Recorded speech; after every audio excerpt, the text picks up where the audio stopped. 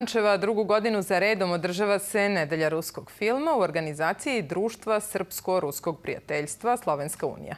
Posetioci imaju priliku da vide uglavnom noviju kinematografiju, ne tako dostupnu javnosti kod nas, a sve projekcije su besplatne.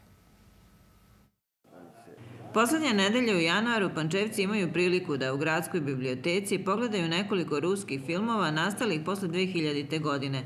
Reč je o umetničkim ostvarenjima koji se bave temama iz književnosti i istorije, a kao balans sa prošlošću prikazat će se jedan film iz ranije sovjetske produkcije reditelja Nikite Mihalkova.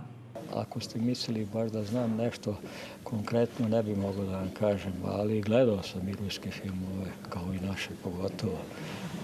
Dobro, ovo je prilika da nešto naučite. Pa jeste, tačno, da. A filmovi su otkrovenje, pravo da kažem otkrovenje, zato što nisu tako poznati, mislim, ni iz bioskopa, a još manje meni koja sam daleko od ove zemlje, pa tamo gde na zapadu to nije uopšte, niti se prikazuje, niti uopšte popularno ruski filmovi da se daju na televiziji.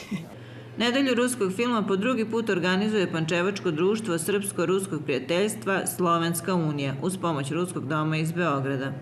Mi kao udruženje se trudimo da raznim aktivnostima i projektima koje organizujemo od Nedelje ruskog filma preko dovođenja ruskih umetnika, slikara, pružimo priliku da Pančevci što bliže, što bolje, na što konkretniji način upoznaju rusku kulturu.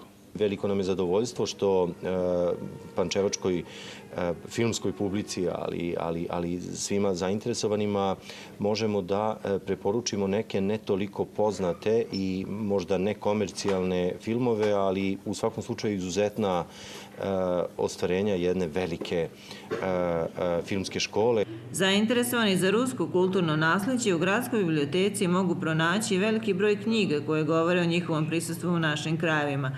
A još jedna manifestacija koja je počela da se održava prošle godine je Dani slovenske kulture.